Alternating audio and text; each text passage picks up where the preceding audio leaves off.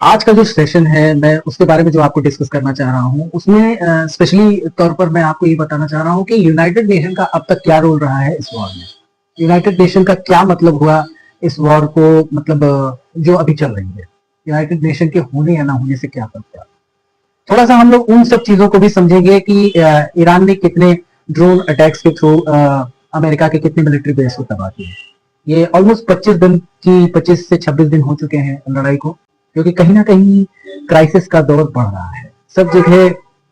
Almost अधिक से अधिक अगर कंट्रीज में देखें तो कहीं ना कहीं पेट्रोल और एलपीजी और इन सब चीजों का जो खपत है वो धीरे धीरे अधिक हो रही है, और ये जो ट्रांसपोर्टेशन है ये अभी तक प्रॉपर वे में अभी तक हो नहीं पा रहा है। बिकॉज आप तो जानते ही हैं, जैसे हम लोगों ने पुराने वीडियोस में डिस्कस किया था कि 20 से 25% जो है एलपीजी, एलएनजी और पीएनजी वगैरह ये सारी चीजों की सप्लाई होती है, और पेट्रोलियम की सप्लाई स्टेट ऑफ हार्मस से होती है। अब तक ड्रोन अटैक में क्या हुआ, डियागो गार्सिया पे क्या ईरान ने हमला किया या नहीं किया, इसके बारे में भी थोड़ा सा हम लोग जानेंगे। हम लोग ये भी जानेंगे कि ईरान ने और अमेरिका ने अभी तक जो भी वॉर लड़ी है उसमें डोनाल्ड ट्रंप साहब ने जो अभी हाल ही में ये कहा है कि हम लोग सीज फायर करते हैं, उस सीज फायर के बारे में भी थोड़ा सा हम लोग डिस्कस करेंगे। ईरान ने कौन कौन से अपनी शर्तें रखी हैं इसके बारे में भी हम लोग थोड़ा सा डिस्कस करेंगे। जय हिंद फ्रेंड्स, आप सभी का स्वागत है सिलेक्शन शो में दोबारा से। आज के सेशन में आप लोग जो भी देखेंगे वो बहुत ही स्पष्ट और सिंपल तरीके से आपको समझाने का प्रयास किया जाएगा, और एग्जाम के पर्सपेक्टिव से कितना रिलेवेंट होगा ये आपको खुद ब खुद समझ में आ जाएगा। तो चलिए बिना देरी के स्टार्ट करते हैं।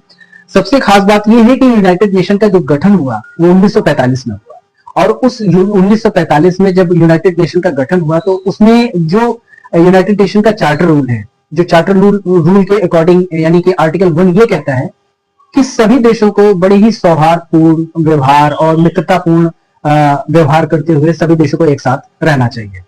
किसी से भी लड़ाई झगड़ा या ऐसी कोई भी स्थिति नहीं बननी चाहिए ताकि किसी के ऊपर कोई अटैक ना करे। इसीलिए इस यूनाइटेड नेशन का गठन किया गया था 1945 में। आर्टिकल 2 का 4 ये कहता है, यूनाइटेड नेशन का जो आर्टिकल 2 है और उसका 4th पार्ट ये कहता है कि किसी भी देश पर आप बलपूर्वक उसको ऑक्यूपाई नहीं कर सकते, उस पर कब्जा नहीं कर सकते, उसकी सीमाओं को लांघ नहीं सकते, वहां पर जाकर के उनके क्षेत्राधिकार का उल्लंघन नहीं कर सकते, उन पर कब्जा नहीं कर सकते, उनके तेल पर कब्जा नहीं कर सकते, उनकी जमीन पर कब्जा नहीं कर सकते। कंडीशन यहां पर तब और उठ जाती है जब अगर आप इन सब चीजों का उल्लंघन करते हैं, और ऐसी कंडीशन में क्या ये जस्टिफाई होगा यूनाइटेड नेशन के अकॉर्डिंग? तो बिल्कुल भी ये जस्टिफाई नहीं होगा अगर आप ऐसा मतलब कोई कंट्री दूसरे कंट्री के ऊपर ऐसा करता है। सवाल ये भी उठता है कि क्या इन नियमों का उल्लंघन यूएसए ने अभी ईरान के खिलाफ किया है? तो बिल्कुल बेशक हाँ, ईरान ने बहुत हद तक इन सब चीजों को पूरी तरीके से दरकिनार करते हुए अपने आप को अपना वर्चस्व दिखाते हुए, अपने आप को सुपीरियर जताते हुए किंग की तरह ईरान के ऊपर अटैक किया बिला वजह। इनका एक आर्टिकल और है, आर्टिकल 51 ये कहता है कि जब कोई अन्य देश आपके ऊपर हमला करे और आपकी देश की सीमाओं को लांघे, आपके ऊपर खतरा करे, तो उस मतलब ऐसा कुछ थ्रेट उत्पन्न करे जिससे आपको बहुत समस्याएं हो रही हैं या आपकी कंट्री को कोई समस्या हो रही है, तो उस ऐसी स्थिति में आपके ऊपर अब आप उसके ऊपर आर्थिक दबाव डाल सकते हैं। आप बहुत सारी स्थितियों को तैयार कर सकते हैं, उसके ऊपर सैंक्शन लगा सकते हैं, इवन आप ऐसी स्थिति भी ला सकते हैं कि आप उसके ऊपर अटैक तब कर सकते हैं अपने मतलब रक्षात्मक रूप से। ये भी नियम है। 1945 में जब इसका गठन हुआ तो अंतरराष्ट्रीय कानून ने इसके बुनियादी ढांचे को बदलते हुए इसके दस्तावेज के अनुसार सुरक्षा सहयोग और इन सब चीजों को बढ़ावा दिया ताकि वर्ल्ड में सौहार्दपूर्ण व्यवहार सभी कंट्रीज में बना रहे। चार्टर रूल, इनके जो चार्टर रूल हैं इसमें कई महत्वपूर्ण आर्टिकल हैं, जिसमें से आर्टिकल 1, आर्टिकल 2 का 4 पार्ट और आर्टिकल 51 ये सारे के सारे बहुत ही महत्वपूर्ण पार्ट हैं। आर्टिकल 51 ही एक ऐसा एकमात्र आर्टिकल है जिससे सारी चीजें ऑलमोस्ट जस्टिफाई हो ही जाती हैं। ये सीधे सीधे ये कहता है कि आप किसी के ऊपर तभी हमला करेंगे जब तक कि उससे आपको कोई खतरा ना हो। अगर उस कंट्री से, यानी कि जिसके ऊपर आप हमला करने वाले हैं या करने जा रहे हैं, अगर आपको उससे खतरा है तो ही आप उस पर हमला करें। यहां पर ईरान का कोई भी ऐसा मामला था नहीं जिससे ये क्लियर हो कि यूएसए को किसी तरह का खतरा था। ठीक है, 6 महीने पहले ऑलरेडी इनके B-2 बॉम्बर्स गए थे और उनके एटॉमिक जो एरिया थे, वहां के जो क्षेत्र थे, उनको बम से उन्होंने डिस्ट्रॉय कर दिया था। फिर भी इनके ऊपर एक अलग ही भूत सवाल था कि नहीं, हमें युद्ध करना है। चलो खैर, ये अलग ही बात है, अगर आप युद्ध करना चाहते हैं तो अलग बात है। तो इसके अनुसार अगर हम लोग समझें तो अमेरिका, इजराइल ने जो एक साथ मिलकर के अभी ईरान के ऊपर अटैक किया है, वो कहीं ना कहीं यूनाइटेड नेशन के अकॉर्डिंग जस्टिफाई नहीं है। ऐसी कोई भी कंडीशन नहीं थी यूएसए के लिए ईरान के प्रति, मतलब ईरान से कोई भी थ्रेट नहीं था यूएसए को। जो भी लड़ाई थी, सीधी लड़ाई इजराइल और ईरान की थी। इजराइल के दबाववश खाली यूएसए ने जो है ईरान के ऊपर अटैक किया। तो क्या ये जस्टिफाई है अकॉर्डिंग टू यूनाइटेड नेशन? तो ये जस्टिफाई नहीं है। ये सारे के सारे रूल को ये तोड़ता है। अगर हम लोग इन बातों को भी समझें कि अभी हाल ही में जो ईरान के एटॉमिक प्लांट्स जो चल रहे थे, उसमें 6 महीने पहले ही इनके B2 बॉम्बर्स जाकर के इनके प्लांट्स को डिस्ट्रॉय कर चुके हैं। जब डिस्ट्रॉय कर चुके हैं तो इसका कोई औचित्य ही नहीं बनता था कि इनके ऊपर अटैक किया जाए। लेकिन चूंकि इजराइल का दुश्मन देश है ईरान, तो ईरान जब दुश्मन देश है तो इजराइल ने कहा अटैक करना है। डोनाल्ड ट्रंप साहब आगे आ गए, हाँ हाँ बिल्कुल बिल्कुल अटैक करना है। चूंकि इसमें एक खास बात और भी थी, डोनाल्ड ट्रंप साहब ये भी चाहते थे कि हम कुछ ऐसा करें ताकि दुनिया में अपना नाम। कुछ लोगों का ऐसा होता है, सिंपली ये उनका फंडा होता है कि जब तक कहीं कुछ आग गोले बरसाएंगे नहीं, तब तक लोग हमारे ऊपर ध्यान ही नहीं देंगे।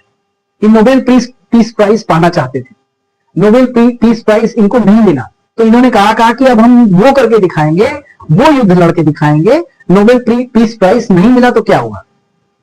नोबेल पीस प्राइज नहीं मिला तो मुझे कोई फर्क नहीं पड़ता, अब मैं वो करके दिखाऊंगा जो अभी तक नहीं हुआ। तो इसलिए भी डोनाल्ड ट्रंप साहब थोड़ा सा चिड़े हुए हैं। कहीं मोदी जी को नोबेल पीस प्राइज अगर मिल गया तो डोनाल्ड ट्रंप साहब की तो और ही मिर्ची लग जाएगी। ये भी सोचने वाली बात है। अच्छा, अभी की ताजा रिपोर्ट के अनुसार अगर हम लोग जाने तो ईरान के आसपास जो गल्फ कंट्रीज थी, उसमें अमेरिका के 15 से 20 जो मिलिट्री बेसिस थे, जिसमें से ऑपरेट होने वाले जो मिलिट्री बेस थे वो 7 से 8 थे। बाकी 11 से 12 जो उनके मिलिट्री बेस हैं वो मतलब अनऑफिशियल हैं, जिसे अभी तक पूरी तरीके से डिस्क्लोज नहीं किया गया है। लेकिन 7 से 8 जो है ऐसे मिलिट्री बेस थे जो यूज हो रहे थे ऐसी कंडीशंस में। उन मिलिट्री बेस को काफी हद तक अटैक करके ईरान ने काफी हद तक खतरा पहुंचाया है, काफी हद तक उन्हें थ्रेट दिया है, काफी नुकसान किया है, ऐसा माना जा रहा है। लेकिन यूएस गवर्नमेंट इन सब चीज को डिनाई कर रही है। उसका ये कहना है कि हमारे कोई भी मिलिट्री बेस गड़बड़ नहीं हुए हैं, उनको कोई भी प्रॉब्लम नहीं है, वहां पे किसी भी तरह का कोई भी अटैक नहीं हुआ है, ऐसी कोई दिक्कत नहीं है, ज्यादा हताहत नहीं हुए हैं, लोग ज्यादा मरे नहीं है। ऐसी सारी चीजों को, ऐसे सिनेरियो को जो है यूएसए ने अभी तक डिस्कस किया है। ईरान ने जो इनके मिलिट्री बेस पे हमले किए थे वो स्पेशली इनके ड्रोन, जो कि शायद ड्रोन और मिसाइल्स का हमला था। ये शायद ड्रोन स्पेशली जब अपने टारगेट को हिट करने वाले होते थे तो इनकी खासियत ये है कि ये अचानक से इनकी स्पीड बढ़ जाती है। तो ये क्या होते हैं, पहले ये ऐसे करके उड़ते उड़ते जाते हैं एकदम स्लो और अचानक से तेजी से ये अपने टारगेट को हिट कर देते हैं। तो उस समय क्या होता है कि रिटेलिएशन के लिए जो यूएसए की जो एयर डिफेंस सिस्टम वगैरह, जो मिसाइलें, जो छोटी मिसाइलें डिफेंस करने के लिए जो टारगेट को हिट करने के लिए तैयार होती थी, प्रिपेयर होती थी, वो पजल्ड हो जाती थी। जैसे ही वो प्रिपेयर होती थी वो मिसाइल्स, तो उनकी स्पीड होगी 1000 किलोमीटर। लेकिन यहाँ पे स्थिति ये थी कि कोई ड्रोन अगर जा रहा है, उसकी स्पीड है 150 किलोमीटर, 150 किलोमीटर प्रति घंटे। अचानक जैसे ही वो टारगेट के पास लॉटरिंग करते हुए जब पहुंचता था तो वो तेजी से स्पीड से जब जाता था, तो उस सिचुएशन में ऐसा होता था टारगेट इनकी मिसाइल्स जो है पूरी तरीके से इनके ड्रोन्स को टारगेट नहीं कर पाती थी। इसका सबसे बड़ा रीजन यही था कि इसकी मतलब अचानक से स्पीड बदल देना। जब इसकी अचानक स्पीड बदल जाती थी तो इन लोगों को बहुत तकलीफ होती थी, इनकी मिसाइल्स को बहुत प्रॉब्लम होती थी। अमेरिका ने जो ईरान के ऊपर अटैक किया है, इस अटैक में जो भी सारी चीजें अभी तक अमेरिका ने ईरान के खिलाफ में की हैं, उसके लिए यूएसए में काफी हद तक प्रदर्शन हो रहे हैं।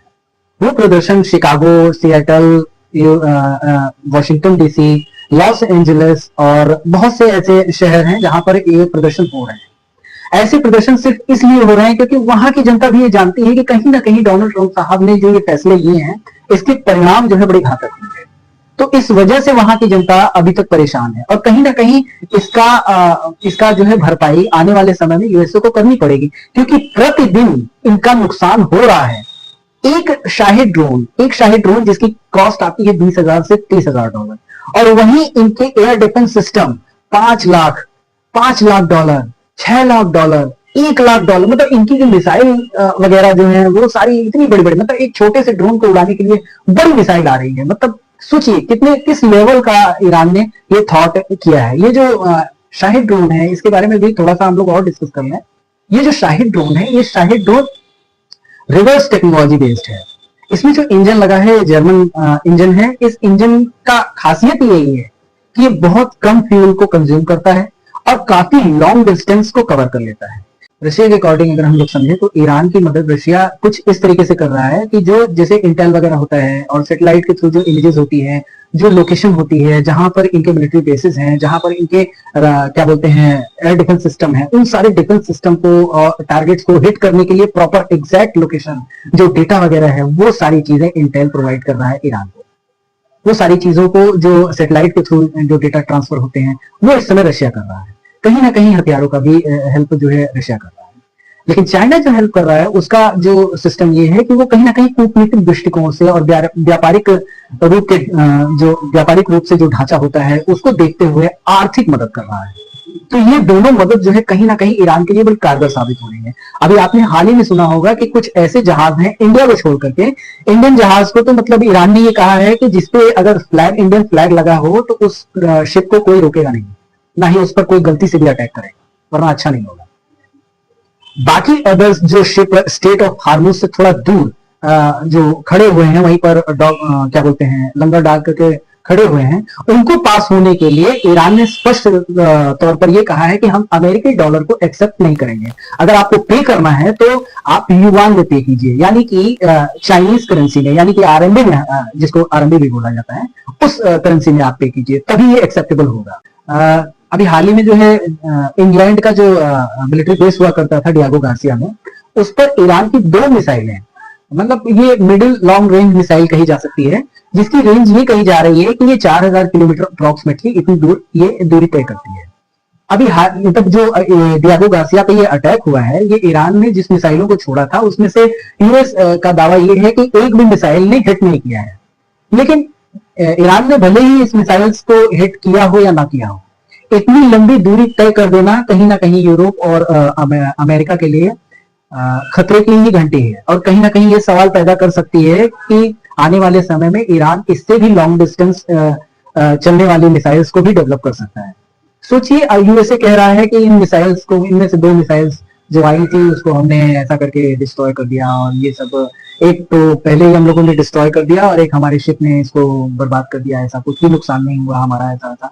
इन्होंने ऐसी कहानी रची है, जबकि ईरान ने इस चीज को डिस्क्लोज भी नहीं किया। ईरान से भी अगर ये पूछा गया कि क्या आपने ऐसा किया, तो उसका भी स्पष्ट बात थी कि मैंने ऐसा कोई भी जो है मिसाइल मैंने डियागो गार्सिया पे नहीं छोड़ा। अभी हाल ही में आपने सुना होगा कि डोनाल्ड ट्रंप साहब ने यूरोपीय कंट्रीज और नाटो कंट्रीज को बहुत ही भला बुरा कहा, उनकी बेइज्जती की, उनकी इंसल्ट की।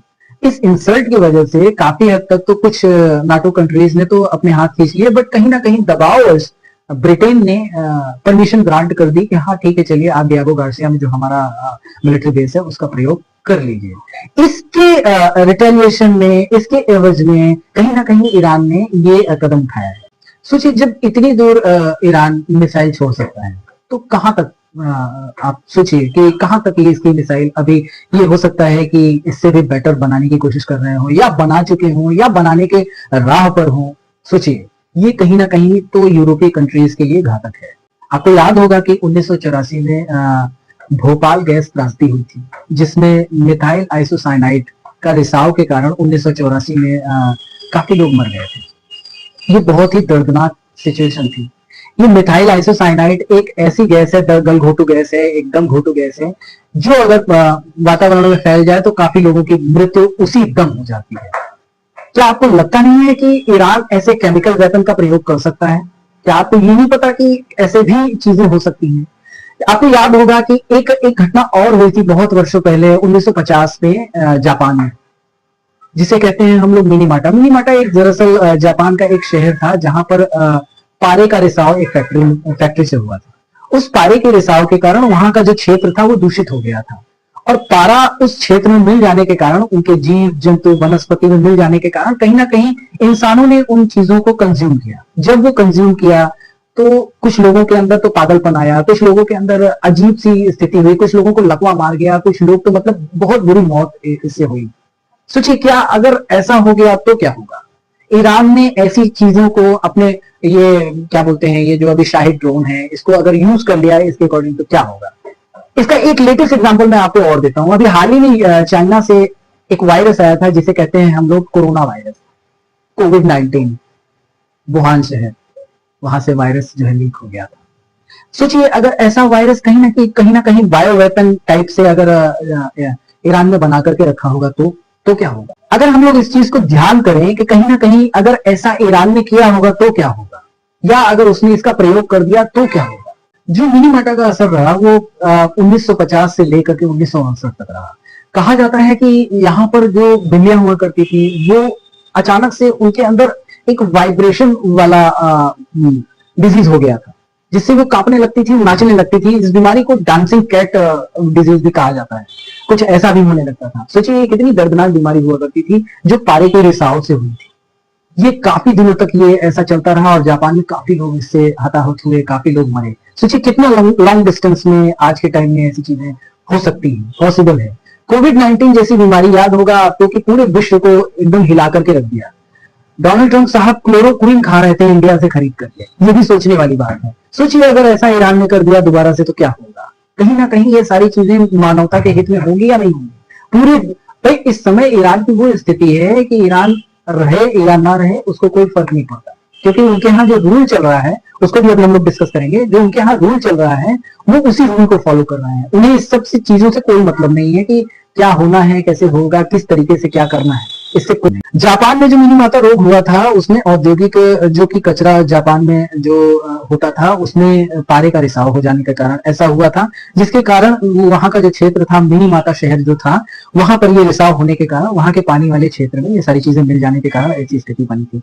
ये स्थिति 1950 से लेकर के 1969 तक ये स्थिति बनी रही। फैक्ट्री के कचरे की भारी मात्रा जो कि कहीं ना कहीं मिथाइल मरकरी के नाम से इसे जाना जाता है। मिथाइल मरकरी जब पानी में मिल गया तो वो रिएक्ट होकर के बहुत सारे जीव जंतुओं में तक फैल गया, जिसका परिणाम कहीं ना कहीं जापान को ये भुगतना पड़ा। जो ये गल्फ कंट्रीज हैं ये स्पेशली जो वहां का पीने का पानी है वो डिसैलिनेट करके ये लोग पानी का प्रयोग करते हैं, जिसमें काफी हद तक खर्चे आते हैं, क्योंकि इनके यहाँ ग्राउंड लेवल जो वाटर का है वो ग्राउंड लेवल वाटर जो है उतना अधिक नहीं है जितना ये समुद्र के पानी को, नमकीन पानी को, खारे पानी को ये लोग जो है डिसैलिनेट करके नमक किनारे करके और पानी को अलग करके ये लोग यूज करते हैं। सोचिए अगर इन सब चीजों को, ऐसे वायरसेस को अगर उसमें यूज कर दिया जाएगा तो क्या होगा। ये गल्फ कंट्रीज तो ऐसे ही साफ हो जाएंगी।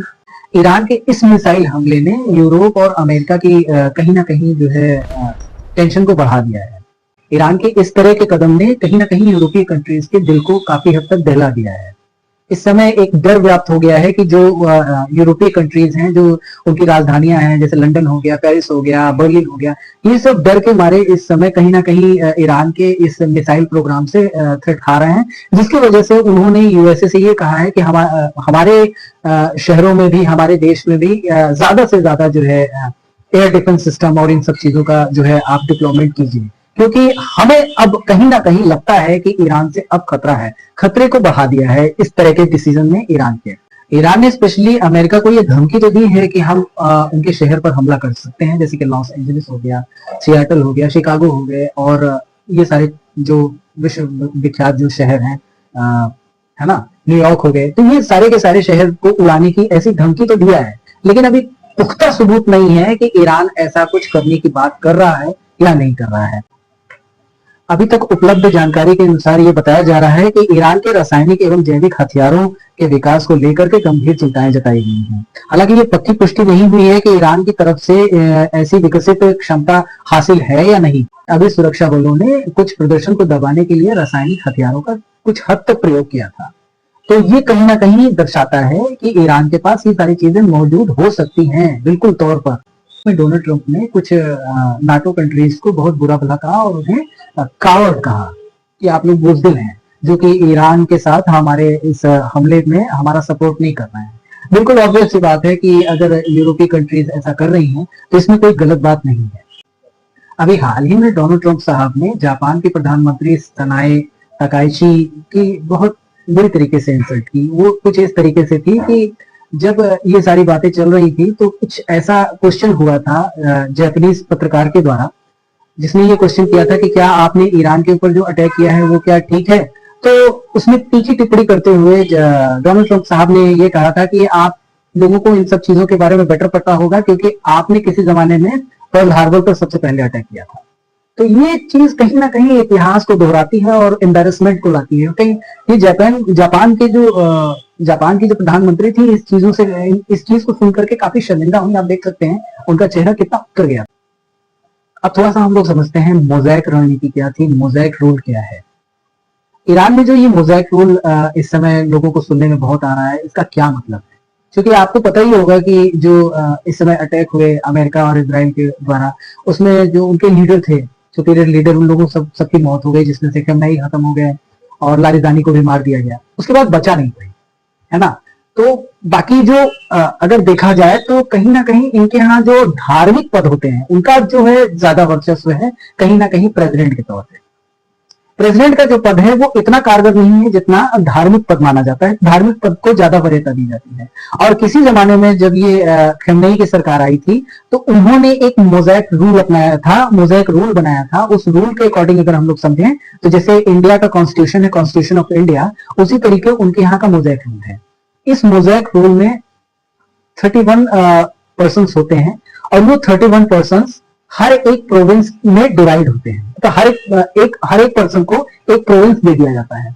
तो ऑलमोस्ट करीब करीब 31 ऐसे मोज़ैक रूल के अकॉर्डिंग 31 पर्सन ऐसे हैं जो इसके अंतर्गत आते हैं। और पूरे के पूरे ईरान में ये रूल जो है आप देख रहे हैं, ये पूरा का पूरा कुल मिलाकर के ये 31 यानी कि 31 करके ये जो क्षेत्र हैं इसमें डिवाइडेड है।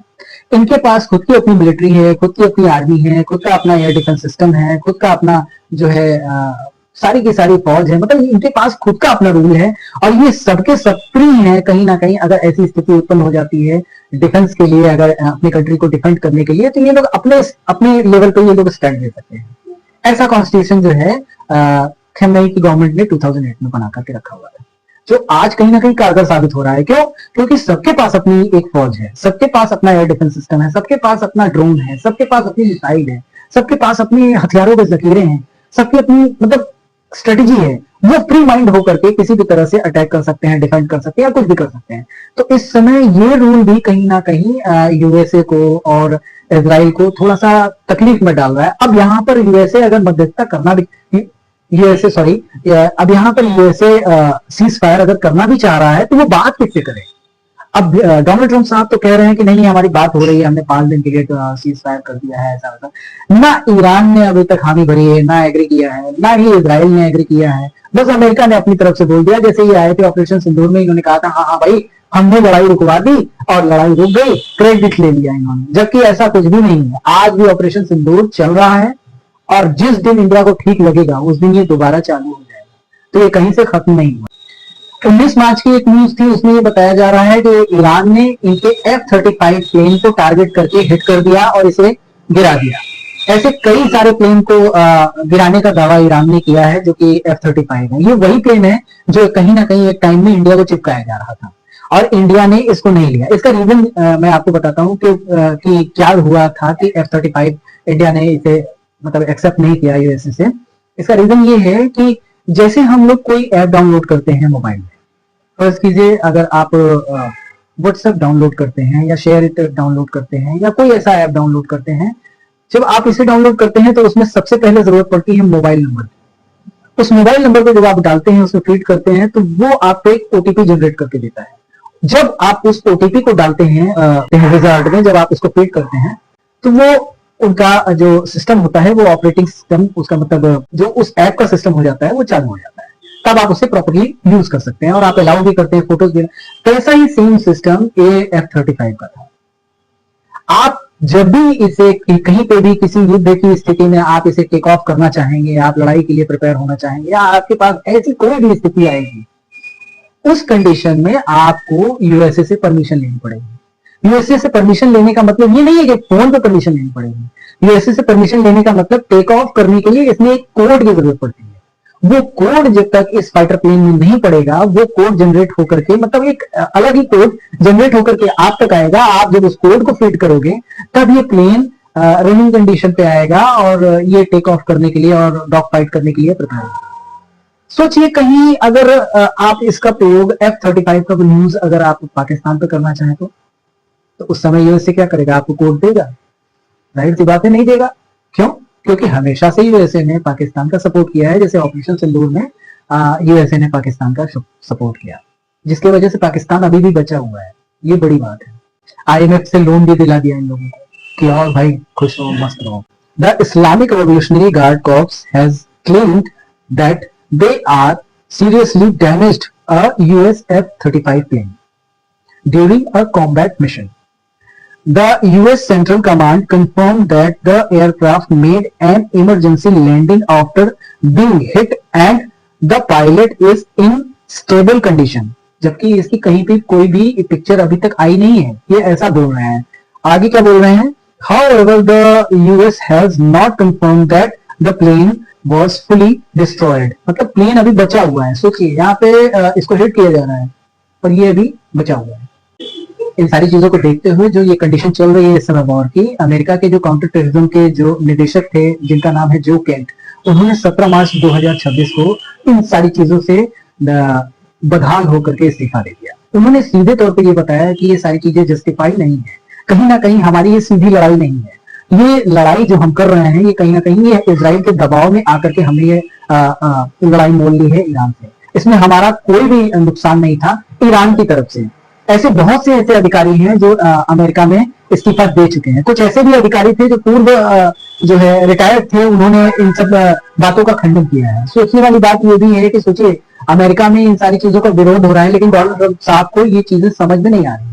इंडियन गवर्नमेंट ने इस समय एक बहुत ही कड़ा स्टैंड लिया है वर्ल्ड के लिए। इंडिया ने भी कहीं ना कहीं हिंद महासागर में जो ये सारी चीजें चल रही थी यूएसए के लिए, यूएसए जो आकर के यहाँ पे शिप्स को डुबा दे रहा था, इस समय इंडिया का पहरा बढ़ चुका है। आईएनएस विक्रांत को इंडिया ने कहीं तो स्टेट ऑफ हार्मूज से लेकर के गुजरात पोर्ट के बीच में कहीं तो डिप्लॉय किया है, लेकिन अभी इसकी एग्जैक्ट लोकेशन किसी को पता नहीं है। सोचिए ये एक इतना बड़ा एयरक्राफ्ट कैरियर है जिसको जंग में यूज किया जाता है, और सोचिए इसके साथ मोस्टली कितने अधिक ऐसे जहाज हो सकते हैं। तो मिनिमम अगर देखा जाए तो इसमें 6 से 8 जो है इसके फ्लीट में होते हैं मिनिमम।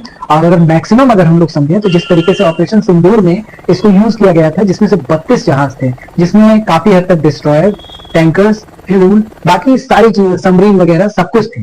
भारतीय सेनाओं के ऑपरेशन संकल्प, जो कि इस समय ऑपरेशन संकल्प के रूप में इन सारी चीजों को डिप्लॉय किया गया है। 2026 में खाड़ी के स्ट्रेट ऑफ हार्मूज के आसपास अपनी मौजूदगी को बढ़ाने के लिए स्थिति लाई गई है, जो काफी हद तक कारगर भी हो रही है।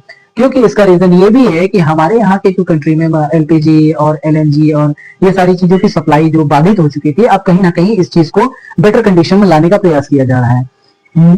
इसमें कुल मिलाकर के 23 जहाज इस समय सक्रिय हो चुके हैं हिंद महासागर से लेकर के स्ट्रेट ऑफ हार्मूज तक।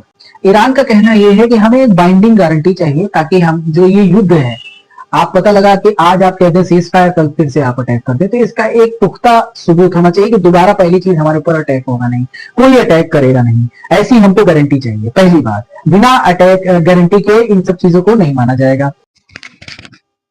ईरान ने अमेरिका के सामने युद्ध विराम के लिए 5 शर्तें रखी हैं, जिनमें भविष्य में हमला न करने की गारंटी, युद्ध हर जाना और परमाणु कार्यक्रम पर संप्रभुता शामिल है।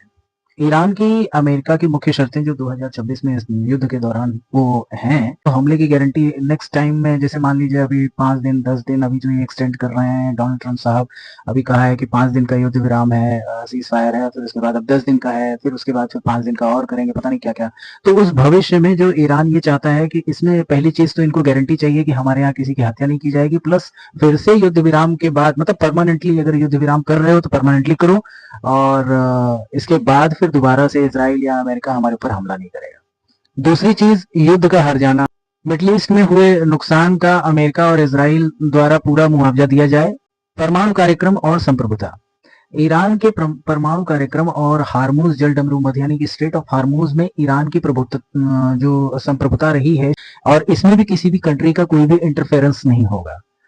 बाकी आगे की शर्त ये है कि सभी मोर्चों पर युद्ध विराम, जैसे कि और भी जो कंट्री साइड जो ईरान के कुछ और नेबर्स कंट्री हैं, उनमें जो सीरिया और लेबनान और इन सब जगहों पे जो मारकाट चल रही है और लड़ाई चल रही है, युद्ध चल रहे हैं, इसको भी समाप्त किया जाए। और ये जो सारी चीजें हैं इसराइल के द्वारा, ये सारी चीजें जो इसराइल के द्वारा हो रही है, इसको भी खत्म किया जाए।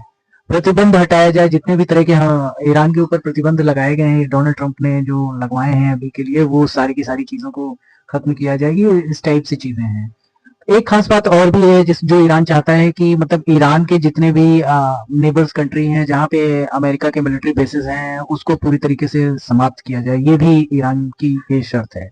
अमेरिका इसके विपरीत ईरान से अपना परमाणु और मिसाइल कार्यक्रम को पूरी तरीके से बंद करने की मांग कर रहा है। तो मतलब ये तो अजब ही बात हो गई कि मतलब जैसे आप परमाणु संयंत्र आपके पास है, परमाणु बम आपके पास है, हाइड्रोजन बम आपके पास है और बाकी किसी के पास भी ना हो, तो मतलब ये थोड़ी सी सोचने वाली बात है। वेल, अभी तक जो चल रहा है और युद्ध का जो सिनेरियो है वो ऑलमोस्ट जो है 30 डेज, अप्रोक्सीमेटली 31 के करीब, 31 करीब डेट्स हो चुके हैं। मतलब 1 महीना पूरी की पूरी ये लड़ाई चल चुकी है और अभी भी इस वॉर में कहीं ना कहीं वर्ल्ड में विद्रोह दिख रहा है।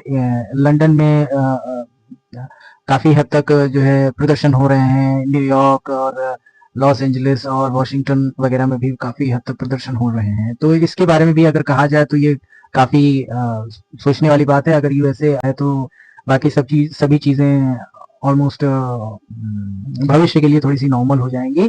और जो रेट जो अभी ये ऑयल का और गैसेस का, ये सारी चीजें एलपीजी एलएनजी और इन सब चीजों का जो रेट इंक्रीज हुआ है, इसका भी थोड़ा सा, इस पे भी मतलब इसका भी पासा पलट जाएगा अगर यूएसए इन सब चीजों को करता है। बाकी इन्फ्लेशन दर काफी हद तक बढ़ चुकी है, काफी मतलब क्राइसिस वाली सिचुएशन है। बाकी आगे की न्यूज में जो भी है और सिनेरियो है वो हम लोग नेक्स्ट सेशन में डिस्कस करेंगे।